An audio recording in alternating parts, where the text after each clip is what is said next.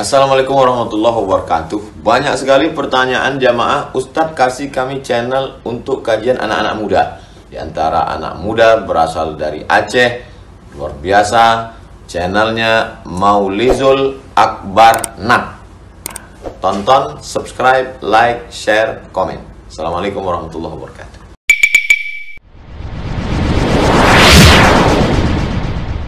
Salawat dan salam pada Rasulullah, pada keluarga dan seluruh sahabat-sahabatnya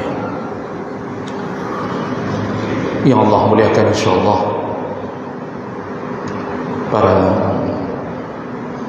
panitia, pengurus masjid, para pemimpin-pemimpin kampung, dan juga kepada semua bapak-bapak dan ibu-ibu jemaah salat subuh yang telah datang memenuhi panggilan Allah, menembus kegelapan malam, meretas kedinginan untuk datang ke masjid Allah, dan semoga Allah membalas dengan pahala dan surganya, insyaAllah. Rasulullah sallallahu alaihi wasallam mengatakan, barang siapa yang mendatangi masjid-masjid Allah di dalam kegelapan,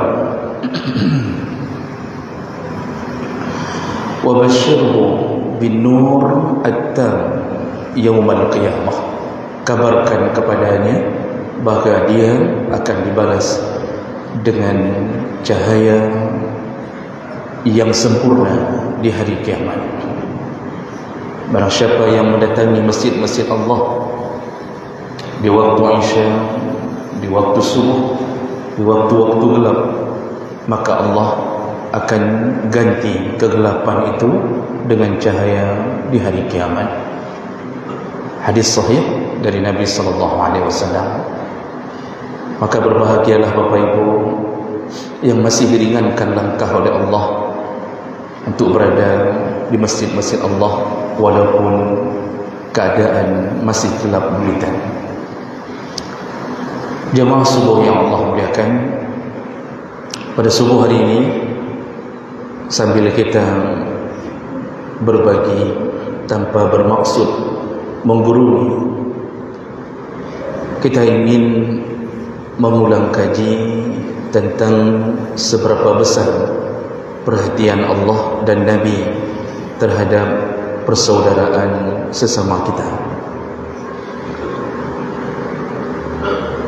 Kita akan mulai dulu dengan dua cerita, dan cerita ini disebutkan oleh Nabi sallallahu alaihi wasallam dalam hadis yang sahih. Dari dua cerita ini nanti kita bisa membandingkan apa yang diinginkan Allah kepada kita. Kisah yang pertama, yaitu berdasarkan hadis riwayat Bukhari dari Abu Hurairah radhiyallahu anhu. Abu Hurairah menceritakan bahwa pada suatu hari, ini hadisnya panjang, saya tidak bacakan lagi bahasa Arabnya, langsung ke ceritanya. Pada suatu hari datanglah seseorang dari kalangan muhajirin menghadap Nabi sallallahu alaihi wasallam, dan itu adalah tamu Nabi. Jadi dia bertamu ke rumah Nabi sallallahu alaihi wasallam. Lalu kemudian ketika Nabi kedatangan tamu ini, beliau bertanya kepada istri-istrinya, siapa di antara kalian yang masih menyisakan makanan? Jawaban istrinya, tidak ada ya Rasulullah, yang ada cuma air minum, tidak ada makanan. Lalu Rasulullah sallallahu alaihi wasallam mengumumkan kepada para sahabat, kata Rasulullah, siapa di antara kalian yang mau menjamu tamuku ini? Karena tidak ada makanan di sisi Rasulullah. Sedangkan salah satu adab tertinggi dalam proses bertamu, dalam proses memuliakan tamu adalah memberi makanan. Ini adab tertingginya apa? Ketika datang tamu, memberi makanan. Jadi kendak pegahaba tijum musabah lah teh hana takjub. Ada orang memuliakan tamu, senyumnya Masya Allah lebarnya, lalu bahasanya baik, tutur bahasanya lembut, pegahaba nganjame dari poh limang seput sampai kerap maghrib I aqua gelas yang nak. Ini termasuk tidak faham adab memuliakan tamu. Memuliakan tamu itu adabnya memberi makanan. Makanya ketika malaikat Israfil, Mikail, Jibril mendatangi Ibrahim alaihi salam ke rumahnya sebelum menghancurkan kaum Nabi Lut, apa yang dilakukan oleh Ibrahim alaihi salam? Nabi Allah Ibrahim langsung menyuruh istrinya untuk menyediakan makanan. Apa makanannya? Seekor anak sapi.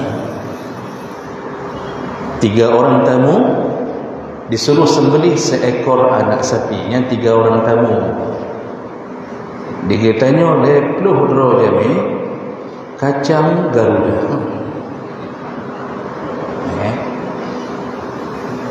Maka para nabi itu paling memuliakan tamu. Maka disuruh ikuti sunnah Nabi ini. Jadi enggak usah bicara panjang dulu, cari dulu makanan. Dari awal kita harus mengatakan ke tamu, nyobek nyawo nyo kadeh kamu bersiap nanti membaju bulu ini. Ini tidak. Sudah lama panjang bicara, ketika tamu mau pulang sudah dihidupkan mobilnya, sudah dipanaskan motornya kembali, baru kita tanya, hananya apa juhu ini? Lamati jamnya bukan 100,000 buka. Ini kesalahan paling banyak. Kalau mau dapat pahala sempurna, ikutilah Nabi, sediakan makan. Nah jemaah mendekat Allah kita sambung. Maka Nabi resah ketika tidak ada makanan di sisinya. Nabi segera mengumumkan ke sahabatnya, siapa di antara kalian yang mau menerima tamuku, menjamu tamuku dan memuliakannya? Lalu salah satu dari orang Ansar menunjukkan tangannya, katanya, aku ya Rasulullah. Nanti dalam hadis riwayat Muslim, ini hadis riwayat Bukhari, dalam hadis riwayat Muslim disebutkan orang itu adalah Abu Talhah. Lalu kemudian orang ini, tamu ini dibawa oleh Abu Talhah ke rumahnya. Sesampai di rumahnya, ini Abu Talhah belum sempat memberitahu istri bahwa ada tamu, karena wadahnya hana telepon, hana WA. Jadi tidak sempat dia kasih tahu istri bahwa dia akan kedatangan tamu, dan tamu itu adalah tamu Rasulullah.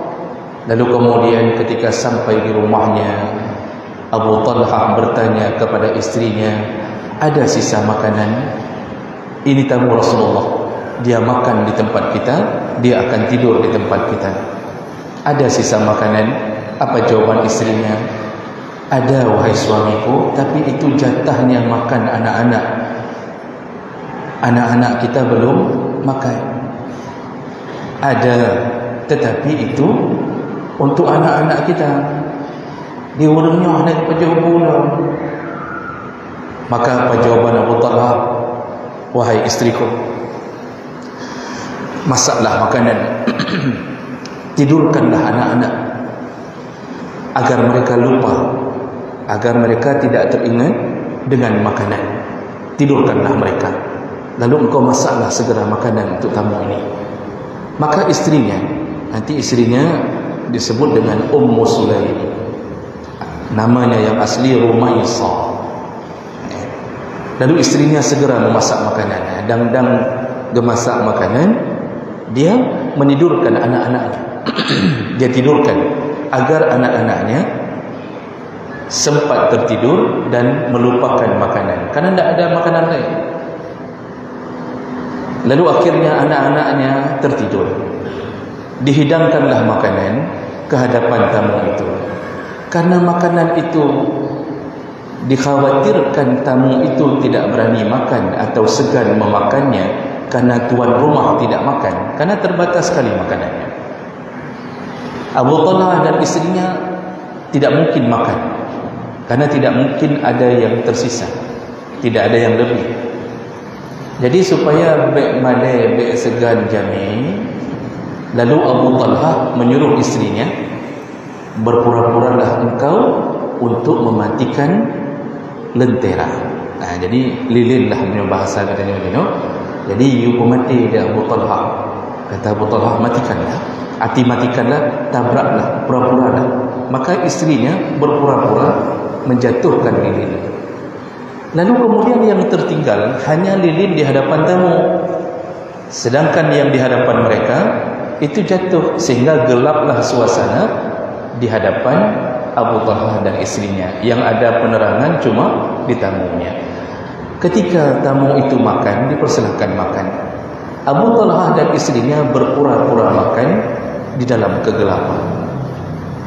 Jadi gecok sendok, getok-tok, pura-pura makan, supaya tamunya tidak segan. Lalu akhirnya selesailah drama itu. Tamu itu selesai makan, lalu tidur. Abu Talha, istrinya dan anak-anaknya tidur dalam keadaan kelaparan. Apa yang terjadi Bapak Ibu yang Allah muliakan? Besok paginya Abu Talha menjumpai Nabi SAW.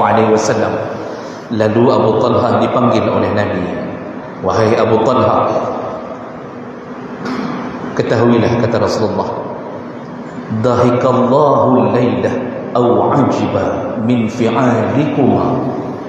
Ketahuilah, tadi malam Allah sangat gembira, Allah takjub dengan perbuatan kalian berdua.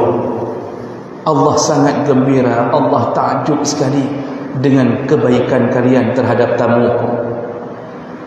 Fa anzalallahu ta'ala, setelah Nabi mengatakan itu, turunlah ayat.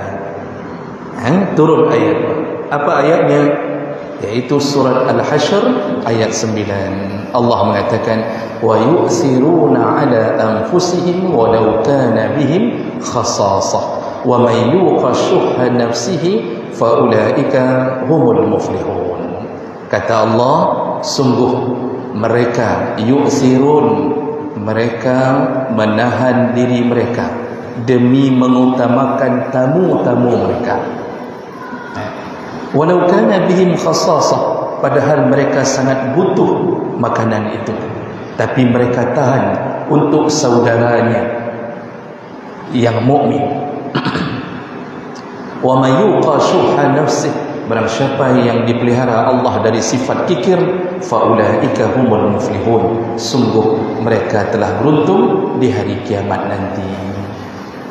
Turun ayat ini berkenaan dengan pengorbanan Abu Talha dan istrinya untuk memuliakan saudaranya yang mukmin.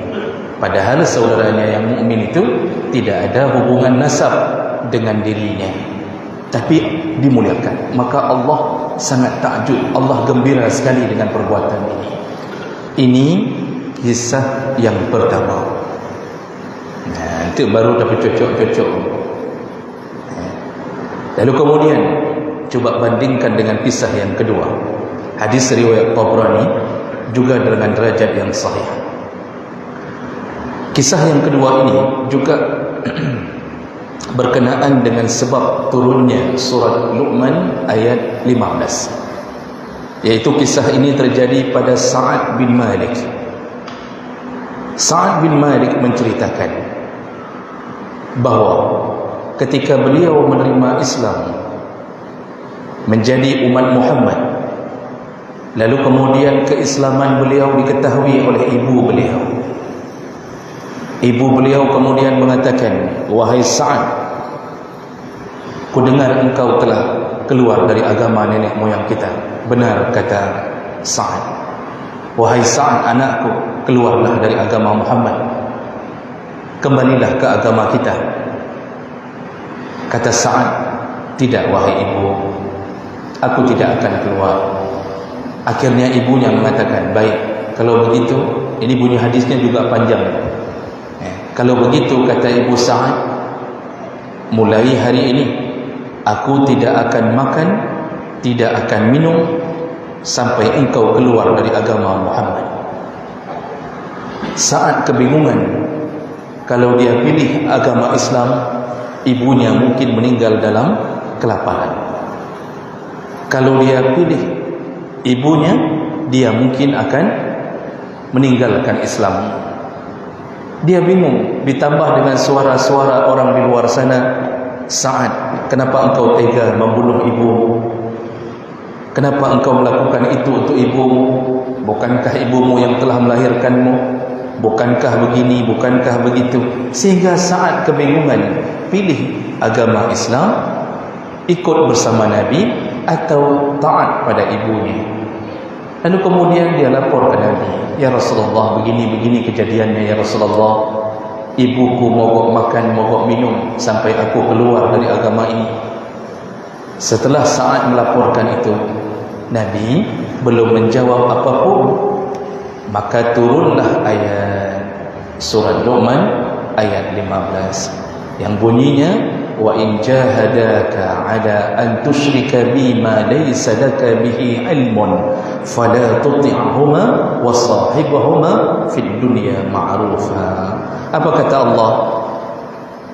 Seandainya orang tuamu mengajak engkau, bahkan sangat kuat mengajak engkau untuk mensyirikkan aku, maka fala tuti'huma, jangan engkau taat kepada keduanya, tetapi wasahibuhuma fid dunya ma'rufa, tetaplah berbuat baik kepada kedua orang tua.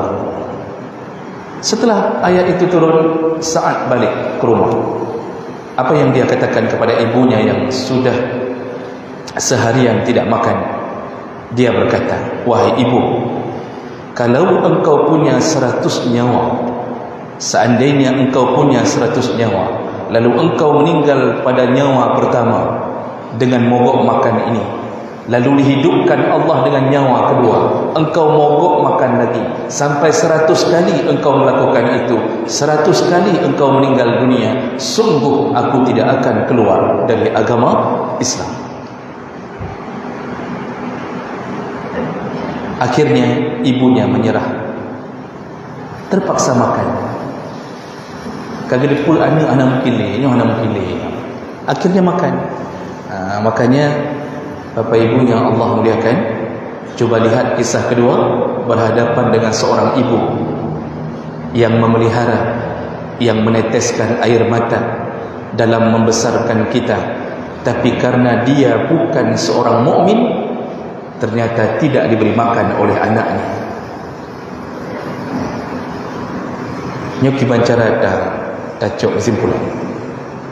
Kisah yang pertama, dia memuliakan, Abu Talhah memuliakan seorang tamu, bukan ibunya, bukan ayahnya, bukan nasabnya, tapi karena dia seorang mukmin, sampai dirinya pun tidak makan demi memuliakan saudaranya yang mukmin. Kisah kedua, ibunya yang mengandungnya, yang memeliharanya, berurusan juga dengan makan, tapi ketika berhubungan karena ibunya bukan seorang mukmin, malah mengajak Sa'ad untuk keluar dari keimanannya. Ternyata Allah mengatakan, jangan taat, mati bah mati ke dia. Lihatlah Bapak Ibu yang Allah muliakan. Kalau begitu pertanyaannya, mana yang lebih kuat? Ikatan kita dengan nasab atau ikatan kita dengan iman? Coba lihat bagaimana sikap Allah ketika kisah pertama. Allah mengatakan, Nabi mengatakan, Allah gembira sekali engkau telah menjamu seorang mukmin sampai engkau sendiri tidak makan. Itu disebut isar. Isar itu mendahulukan orang lain. Allah gembira sekali, kata Nabi. Allah takjub kepada perbuatanmu. Tapi begitu berhadapan dengan bukan mukmin, Allah malah mengatakan, jangan taat. Jangan peduli ibumu, biarkan ibumu mau mati, matilah. Nah, jemaah melakukan Allah. Maka kalau kita ditanya orang, mana lebih kuat ikatan kita, ikatan iman atau ikatan nasab? Jawabannya satu, ikatan iman lebih kuat daripada ikatan nasab. Kalau kita punya saudara tapi kafir, dan kita punya saudara lain yang bukan nasab tapi mukmin, maka memuliakan mukmin itu lebih utama. Itulah yang diminta Allah. Nah, dari sini kita bisa tahu bahawa posisi kita semua Bapak Ibu yang Allah muliakan, kita dipersatukan dengan satu ikatan, yaitu iman. Bertuhankan Allah, bernabikan Muhammad sallallahu alaihi wasallam. Makanya dalam surah Al-Hujurat ayat 10 Allah mengatakan apa? Innamal mu'minuna ikhwah fa aslihu baina akhawaykum wattaqullaha la'allakum tuflihun. Sesungguhnya sesama mukmin itu saudara, maka perbaikilah mereka ketika mereka bertengkar. Kata Allah, bertakwalah engkau, semoga engkau beruntung. Allah pakai kalimat innama. Innama itu kalau dalam bahasa Arab itu maknanya lil hasr, yaitu tidak boleh ada yang lain. Makanya mesti waktu Allah disebut kalimat innamas sadaqatu lil fuqara wal masakin. Sesungguhnya zakat hanya boleh diberikan kepada 8 orang. Yang menyukakan innama li Allah, yang hanjit lebih daripada 8 orang. Tak boleh lebih daripada 8 golongan. Makanya zakat tidak boleh diberikan untuk masjid, karena masjid tidak termasuk yang disebut Allah dalam 8 asnaf. Zakat tidak boleh diberikan untuk pembangunan jalan. Zakat tidak boleh diberikan untuk pembangunan pesantren. Hanya boleh diberikan yang berhubungan dengan 8 orang tadi. Itu karena Allah memakai innama. Kali ini Allah memakai innamal mu'minuna ikhwah. Sesungguhnya sesama mukmin ikhwah. Artinya mau tidak mau, suka tidak suka, kita diikat dengan persaudaraan. Yang kita maklum saudara apa? Saudara seiman. Bahkan yang perlu kita tahu, itu Allah pakai kalimat ikhwah Bapak Ibu. Allah tak pakai kalimat ikhwan. Coba cek bahasa Arab, apa beda ikhwah dengan ikhwan? Ikhwatun dan ikhwanun. Kalau ikhwatun itu dipakai dalam bahasa Arab untuk menunjukkan saudara kandung. Itu ikhwatun yang saudara kandung. Maka coba lihat surat Yusuf. Ketika Allah menggambarkan saudara-saudara Yusuf mendatangi Yusuf di Mesir yang sudah jadi menteri keuangan, Allah mengatakan apa? Falamma jaa ikhwatu Yusufa fadakhalu alaihi fa'arafahum wa hum lahu munkirun. Ketika ikhwatu Yusuf, ketika saudara-saudara kandung Yusuf. Saudara kandung itu maksudnya satu bapa atau satu mamaknya kandung, bukan anak bawaan. Allah pakai kalimat ikhwah. Kalau ikhwan, kalau dipakai ikhwan, itu saudara, tetapi bukan kandung. Kita sesama mukmin, Allah pakai kalimat ikhwatun. Kita ini saudara. Masya Allah, Allah pakai kalimat ikhwatun menunjukkan bagaikan adik dan kakak. Kita ini saudara kandung. Kandungan kita yaitu iman. Kita dilahirkan dengan tauhid. Maka kekuatan kita itu ada saat kita bersaudara. Sayang sekali hari ini orang tidak faham ini. Dulu di masa Nabi, dalam satu riwayat, ketika Nabi SAW sedang menuju ke haji, di tengah jalan Nabi bertemu dengan satu rombongan dari kota yang berbeda. Lalu Nabi bertanya, siapa kalian? Nabi tidak mengucapkan salam dulu, karena belum tahu ini rombongannya dari mana. Lalu begitu rombongan yang tadi ditanya oleh Nabi, mereka menjawab, nahnu muslimun, kami orang Islam. Langsung Nabi mengucapkan salam, Nabi memeluk mereka, semua mereka berangkulan. Yang dalam sebuah riwayat disebut, coba lihat jawabannya Pak. Ketika ditanya oleh Nabi, siapa kalian? Mereka menjawab, kami orang Islam. Dikatanya orangnya, dia tanya, "Sawana, idong orang Aceh." Irone, "Saya orang Medan." Padahal sama-sama mukmin. Kita sesama Aceh pun kalau bertemu tidak ada lagi jawaban orang Islam. Daripada Irone, Padone, Saudara, semua jawabannya idong di kemana? Irone, idong langgian. Masya Allah, dulu tak ada jawaban negara. Kalau ditanya, mereka menjawab, kami Islam. Karena mereka sadar sesama Islam kita semua, walaupun dibatasi, disekat dengan negara, disekat dengan berbagai perbatasan daerah, tapi kita satu, kita adalah saudara kandung. Ini yang betul-betul difahami, karena ini efeknya besar. Hari ini persaudaraan sesama kita, karena menganggap kita ini terpisah-pisah, maka sungguh tipis. Kita bersaudara setipis kertas.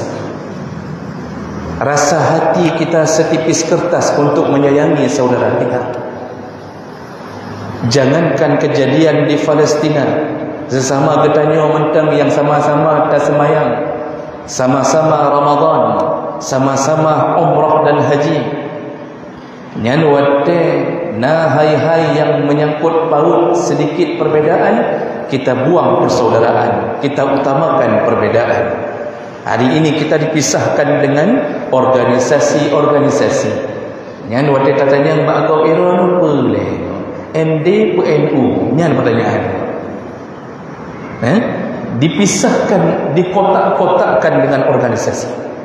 Sehingga begitu jawabannya, alun alhamdulillah, alun Muhammadiyah, langsung terasa benci di hati kita. Kan orang bertanya, dia orang Muhammadiyah pun nanya, nyok NU Aswaja, ada kesamaan kan? Begitu jawab alhamdulillah, alun Aswaja, langsung terasa benci di hati. Bukan orang kita. Tipisnya persaudaraan kita, subhanallah. Maka sungguh miris hari ini Pak. Begitu kejadian di Palestina, masih ada yang bertanya, itu manhaj mereka apa? Nyan Palestina nyan mazhab tipunya. Watai gekun nyan mazhab Hanafi, nyan mazhab Maliki, langsung timbul dalam hati, nyan kan orang gedanya, bukan orang kita. Jadi sawajib bertanya dalam saudara, gak hanya sesama mazhab Syafi'i saja. Subhanallah, tipis sekali iman kita. Tipis sekali persaudaraan kita. Yang untung hana ketanya tentang Palestina di kunut wahana. Yang mungkin yang tanya, jadi orang Palestina nak kunut wahana. Menyogi jauh hana kunut, kada indong cerita. Menyogi jauh pakai kunut, hana ada indong cerita. Hanya urusan kunut kita bisa berpisah Bapak Ibu, subhanallah. Padahal kunut itu di sisi jenderal-jenderalnya ilmu, mereka pun khilafiyah tanpa saling membenci. Yang menyunahkan kunut mazhab Malik dan mazhab Syafi'i. Menganggap di antara hadis-hadis kunut ada yang sahih, ada yang hasan. Yang tidak menyunahkan kunut siapa? Mazhab Hambali, mazhab Hanafi tidak menyunahkan kunut. Tapi Masya Allah, Imam Hambali di dalam kitab musnadnya, ketika ditanya oleh murid-muridnya, wahai imam, kalau kami salat di belakang imam yang berkunut, karena mereka tidak berkunut, kalau kami salat di belakang imam yang berkunut, apa yang harus kami lakukan wahai imam? Apa jawaban Imam Hambali? Berkunutlah bersama mereka. Angkatlah tanganmu, kunutlah bersama mereka. Apa artinya? Jagalah persaudaraanmu. Baik sampau gara-gara yang kamu pakai. Cukup tepat gara-gara itu kita terus-terusan gontok-gontokan. Kita saling membenci. Yang gara-gara but joro gerak-gerak waktu tasyahud, yang pergi je ke pakai. Yang menyuruh gerak-gerakkan jari ketika tasyahud siapa? Mazhab Malik. Mereka berdalil dengan hadis Wa'il bin Hujur bahawa Rasulullah sallallahu alaihi wasallam pernah menggerak-gerakkan jarinya ketika salat waktu tasyahud. Dan jumhur ulama mengatakan tidak perlu menggerakkan jari. Sunnahnya diamkan saja jari ini. Jadi masih ada khilafiyah. Imam Malik pun itu ketika mengatakan menggerakkan jari, bagaimana cara menggerakkan jarinya? Lihat kitab Fiqh Islami wa Adillatuhu. Imam Malik itu suruh menggerakkan jari waktu tasyahud ke kiri, ke kanan dan ke kiri. Yaminan wa shimalan, mana you gerak. Jadi kan mana yang don nging lawitnya mana apa? Ini tak tahu saya mazhab mana ini. Imam Malik suruh gerakkan begini, kanan, yaminan wa shimalan. Nah, kalau ada saudara kita solat di samping, lalu kemudian dia gerakkan jarinya, janganlah di dalam hati kita, ana betul ni, urus sampingnya ana betul ni, sang neraka sang nyokkan urus kita nyonya. Janganlah sampai begitu. Makanya orang kalau semakin tinggi menuntut ilmunya, semakin lapang dadanya. Sudah tahu bahawa oh ini menang, oh ini mudik. Cukup banyak perbezaan di dalam fikih. Jangan dijadikan alasan untuk menghancurkan persatuan di antara kita. Yang ba'bud dan itu ketika berdiri mak, setelah dilakukan takbir disuruh lipat tangan. Yang lipat tangan itu kemana lipat tangan? Dalam 4 mazhab, semua mazhab berbeza cara melipat tangan. Kalau mazhab Hanafi, itu lipat tangannya di bawah pusar. Disuruh lipat tangan di bawah pusar. Dia peduk miuk pusar. Baik miuk kan. Untuk miuk dan tajuh lain. Di bawah pusar. Mazhab Syafi'i disuruh taruh tangan di mana? Di atas pusar, antara dada dengan pusar. Maka kita tanyakan di sembahyang begini Allah. Mazhab Hambali di mana? Mazhab Hambali disuruh fis sadr, suruh letakkan di dada. Maka ada saudara kita yang kadang-kadang menolak sembahyang. Ini salah satu sunnahnya. Mazhab Malik di mana? Mazhab Malik sunnahnya tidak melipat tangan, disuruh lakukan irsal. Irsal itu hana lipat jari. Coba lihat Maroko, coba lihat Tunisia, mereka sembahyang mereka begini. Kenapa? Mazhab Malik mengatakan ini disuruh irsal. Sunnahnya tidak perlu lipat tangan. Apakah gara-gara itu kemudian kita saling menghancurkan, kita saling membenci? Sedangkan itu urusan-urusan khilafiyah yang tidak mungkin dipersatukan. Makanya orang hari ini ketika punya sifat ekstrim, punya rasa benci kepada mukmin, hana getulung Palestin. Bahkan mereka tidak sama dengan kita. Maka jemaah rekan Allah, perlu kita fahami baik-baik, kita ini lebih besar kemungkinan masuk surga dengan urusan muamalah sesama kita daripada urusan ibadah sunnah.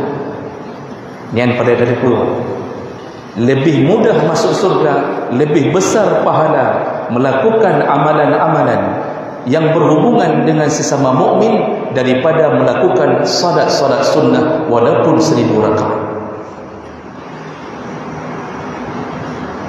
Ada hadis dari Nabi sallallahu alaihi wasallam yang menyatakan ini.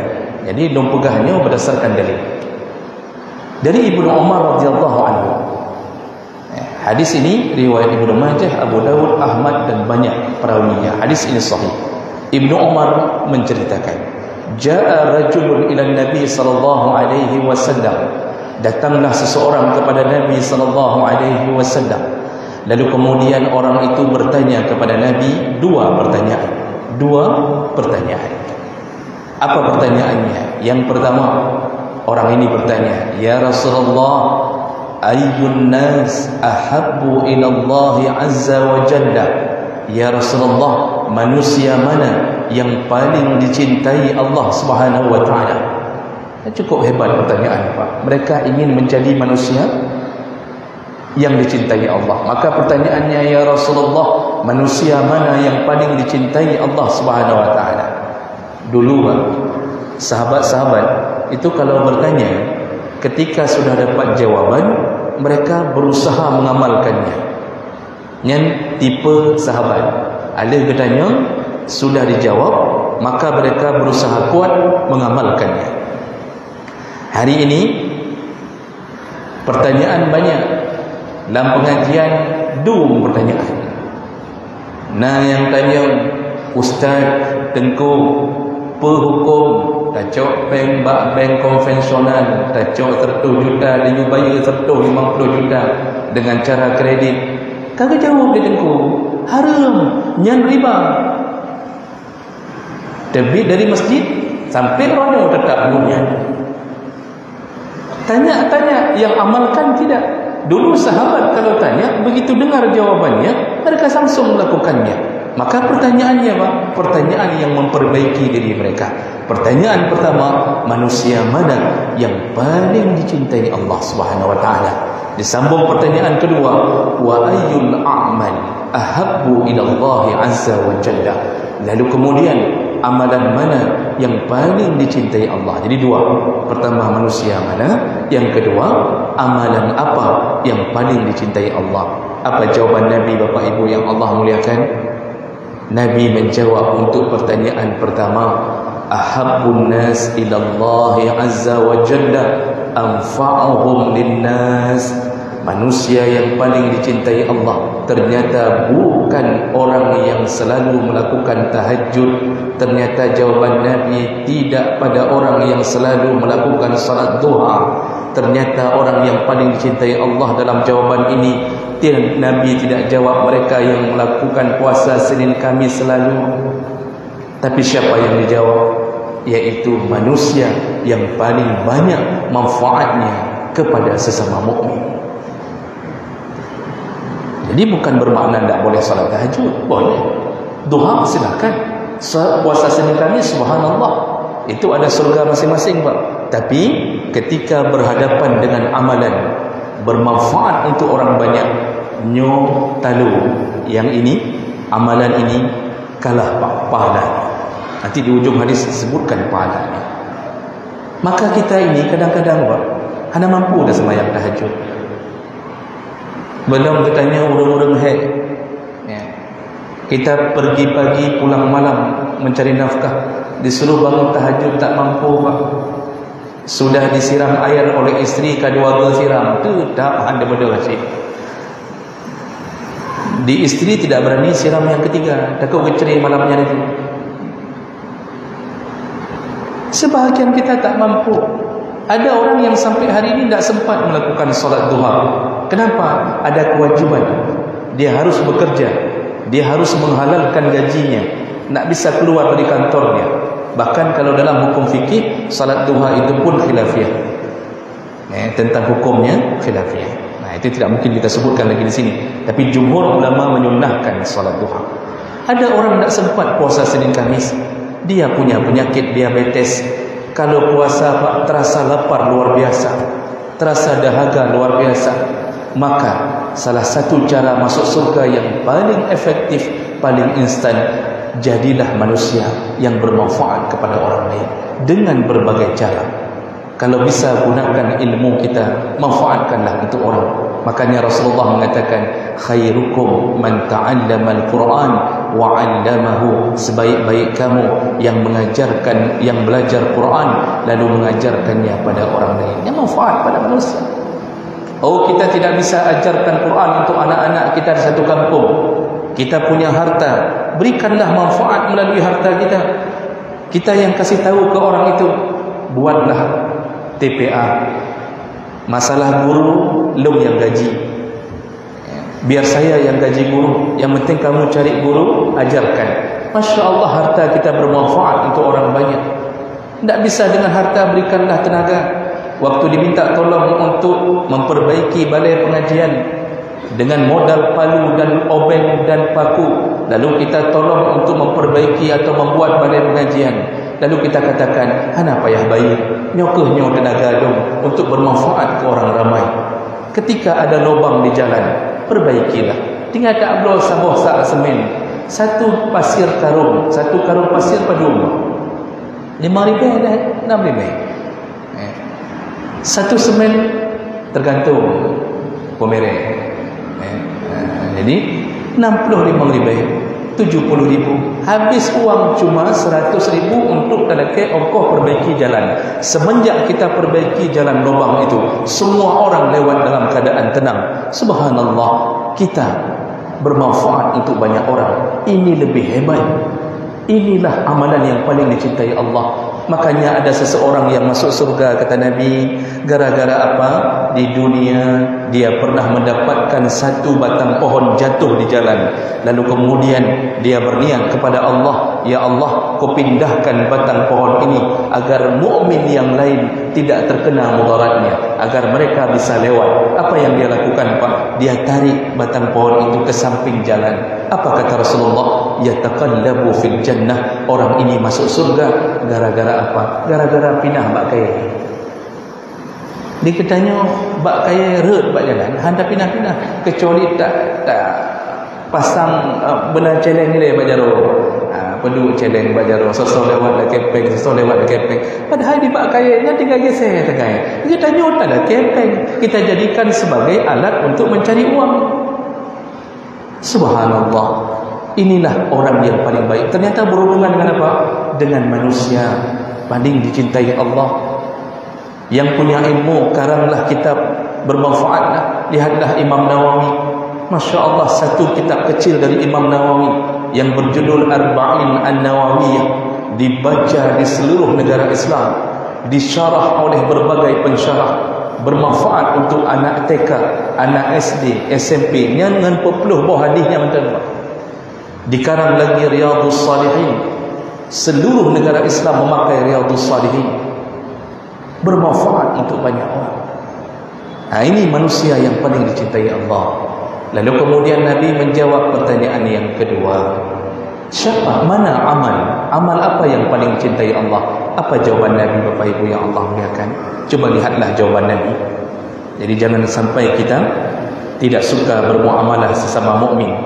Nabi ternyata menjawab, yang pertama, amalan yang paling dicintai Allah, yaitu sururun tudkhiluhu ala muslim. Engkau memberi rasa bahagia kepada muslim. Tanamkan rasa bahagia kepada sesama muslim. Ada muslim yang sedang susah hatinya, dia curhat, dia datangi kita, lalu kita katakan sabar. Jadi misalnya ada seorang orang tua yang meninggal anaknya, kita katakan sabar. Ya, orang anak-anak yang meninggal dunia itu menunggu kita di pintu surga. Daripada dia besar nanti melakukan maksiat, bagus dia meninggal di awal. Akhirnya pulang dari rumah kita, Pak, hatinya tenang, hatinya bahagia.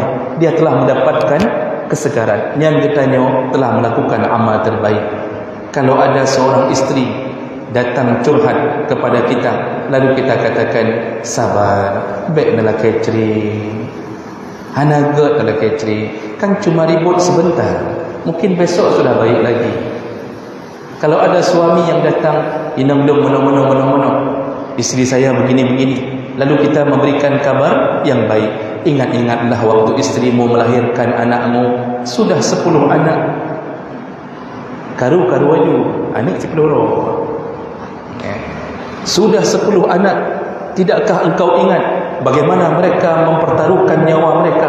Tidakkah engkau ingat mereka memelihara anakmu? Tidakkah engkau ingat puluhan tahun istrimu memasak untukmu? Tidakkah engkau ingat bagaimana ketika engkau sakit, di saat ibumu tidak datang, di saat ayahmu tidak datang, istrimu lah yang mencebokmu, istrimu lah yang memandikanmu? Kenapa engkau ingin menceraikan dia? Pulang dari rumah kita rasa bahagia, hanya jadi fitri. Ini amalan terbaik, Pak, berhubungan dengan sesama mukmin. Yang terburuk bagaimana? Dari hana rencana mencerai, katanya jadi fitri dahulu. Waktu datang seorang perempuan nama kita, la qaulu mono. Apa yang kita jawab? Kada ku pegah bakah bekam kawin dengan ji. Ji nyacit palih ro ni hai. Ka cerai ju, kawonyo cerai ju. Jangan nikah nama dia, kan sudah saya kasih tahu. Dia itu jahat. Saya sudah pengalaman. Itu mantan suami saya yang pertama. Oh, rupanya mantan suaminya yang pertama. Dari tidak ada bercerai, pulang jadi bercerai. Dari rumah yang sederhana, gara-gara cerita sama kita, lalu kita buat rumahmu kecil sekali. Seharusnya rumah itu lebar sedikit lagi. Seharusnya ada garasi. Seharusnya kamu bilang sama suamimu, suruh beli panci yang tidak hangus pantatnya, kata kita. Di istri sudah curhat sama kita, whatever, ini rumah kita sempit sekali, begini-begini. Akibat siapa? Kita memberikan rasa buruk pada orang lain. Maka amalan itu bercampur dengan apa? Dengan ibadah atau dengan orang? Dengan mukmin, memberikan rasa bahagia. Yang kedua, bacut tu. Ni apa padu tidak sembahyang. 5 minit tu sah. 5 minit tu. Bacut tu. Menyohana bacut tu paling lewat bacut. Lewat masjid saja anak. Jadi jemaah melakukan Allah Subhanahu wa taala. Lalu kemudian Nabi menjawab pertanyaan berikutnya apa lagi? Setelah menjawab amalanmu yang terbaik, memberikan rasa bahagia kepada sesama mukmin. Yang kedua, wa takshifu anhu kurbah, engkau lepaskan kesulitannya. Dia sedang susah, Pak. Lepaskan kesulitannya. Ada seorang ibu yang hamil, malam itu ingin melahirkan, tidak ada mobil, tidak mungkin panggil ambulan. Sedangkan kita tetangganya punya mobil. Apa yang harus kita lakukan? Rebut surga. Bagaimana caranya? Tawarkan ke tetangga. Begitu kita dengar tetangga sudah ribut-ribut, yang lakau susah, muit-muit, dia tidak tahu mau cari becak di tengah malam tak ada, kita datangi rumahnya. Bek susah, jangan susah, pakai mobil saya, bahdung yang meh. Kalau dia tidak bisa bawa mobil, sebutkan, saya yang bawa. Antarkan tetangga kita yang mau melahirkan, bawa ke rumah sakit, selesai urusannya, bahagia hatinya, lepaslah kesulitannya. InsyaAllah surga orang yang menolong.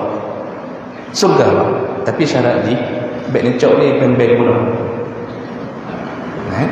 Ni tolong yang pen-pen belum cok. Jadi jawab mereka Allah.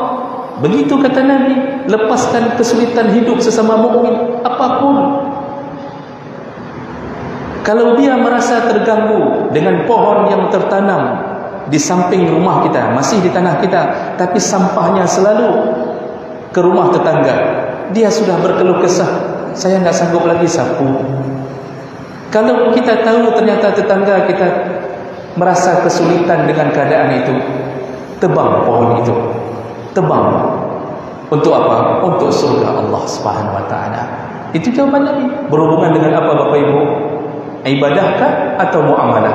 Muamalah yang paling dicintai Allah. Dijawab lagi oleh Nabi, "Au taqdi anhu dainan." Engkau lepaskan hutang orang-orang yang terlilit hutang. Kalau ada orang miskin, rupanya sudah terhutang di kedai-kedai, Pak. Kagecok beruh, dia ambil beras belum bayar, dia ambil gula belum bayar, dia ambil minyak belum bayar. Bagaimana cara kita mendapatkan kasih sayang Allah pada kita? Datangi kedai itu, kasih tahu kepada pemilik kedai, lum bayu mandum, bahlum pelulah, ana pupu, bek laki ni baru gasinnya. Masya Allah, begitu dia tahu, Pak, lepaslah kesulitan hutangnya. Surga milik kita. Bahkan perlu kita tahu Bapak Ibu, Nabi ketika Isra Mi'raj, Nabi sudah lihat di atas pintu surga itu ada tulisan, Pak. Jadi kan pintu surga itu banyak. Ada babul rayyan, babul sadaqah, babul jihad, macam-macam. Hadis riwayat Bukhari Muslim, Nabi mengatakan apa? Aku melihat tulisan di pintu surga, yaitu di atas pintu babul sadaqah. Apa tulisannya? As-sadaqatu bi'ashri amsaliha wal qiradu bi'samaniyata ashar. Yang bersedekah mendapatkan 10 kali lipat pahalanya. Yang memberi hutang mendapatkan berapa? 18 kali lipat.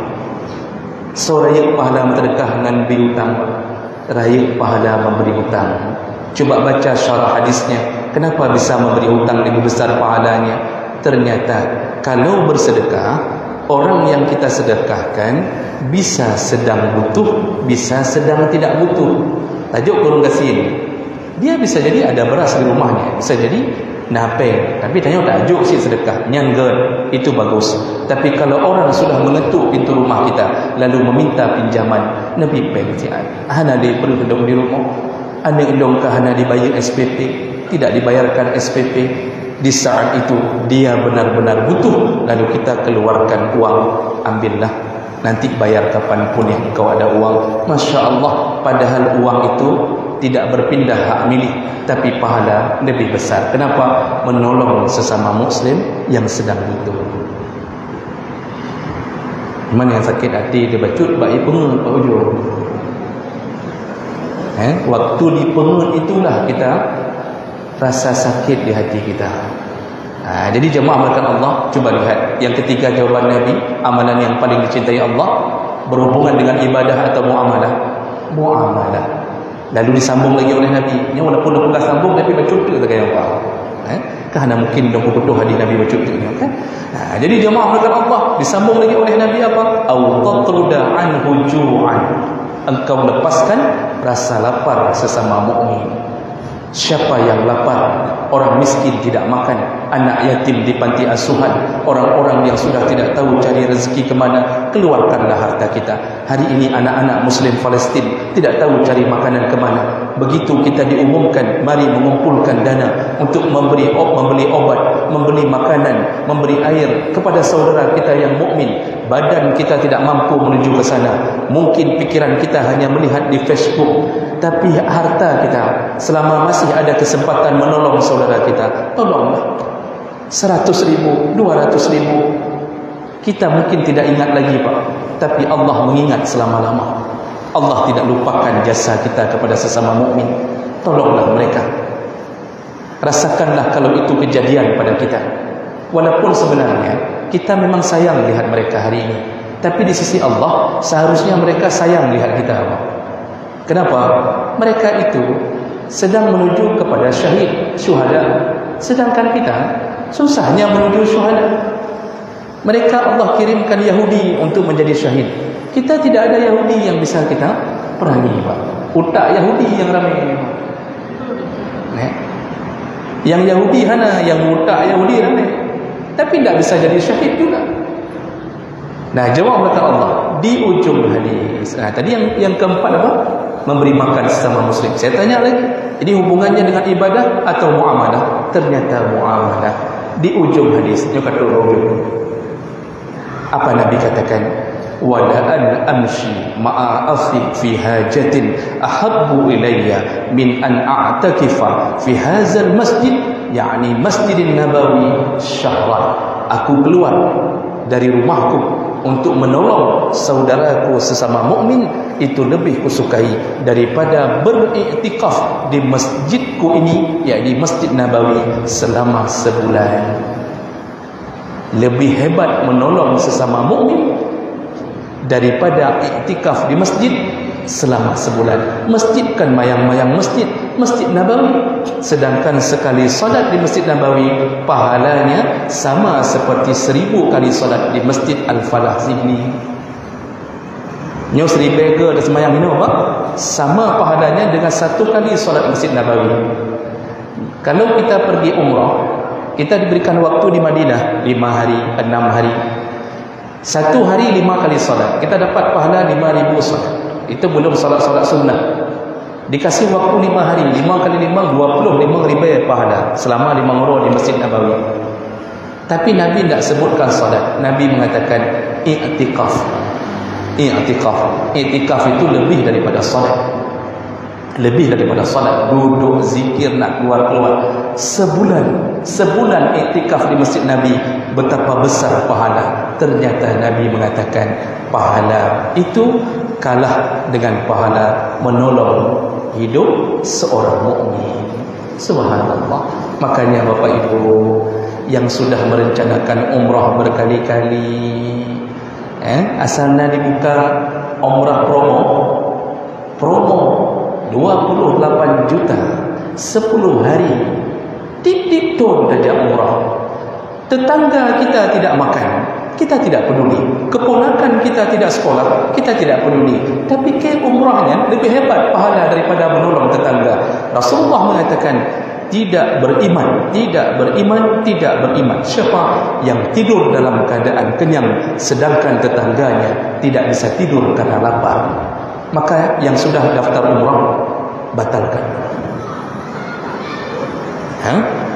Yang kali mangga umrah, nyo padungga kan jak umrah, nyo alhamdulillah ustaz, nyo kali kelima kalau jak, ne pebata pak, ne cok peng balik yang 28 jutanya, ne sekolah anak yatim, kasih makan ke orang miskin, nyo 4 ne 28 juta, 5 anak yatim bisa sekolah sampai selesai dengan 28 juta. Pahalanya lebih besar daripada umrah berkali-kali. Makanya orang-orangnya asal kagak dengar umrah kerja umrah. Orang kasih anak dulu, kerik mati umrah dulu. Apa umrahnya? Subhanallah. Jadi daripada dong bengeng pertama-tama kaji lebih ilmu. Demikian semoga bermanfaat dan artinya kesimpulan kita ini saudara. Tolonglah sesama kita. Baik memakai buat khilafiyah, urusan-urusan sesama mukmin, perkecillah, berlapanglah dada ketika terjadi perbedaan. Mudah-mudahan bermanfaat. Subhanakallahumma bihamdik, asyhadu an la ilaha illa anta, astaghfiruka wa atubu ilaik. Wassalamualaikum warahmatullahi wabarakatuh.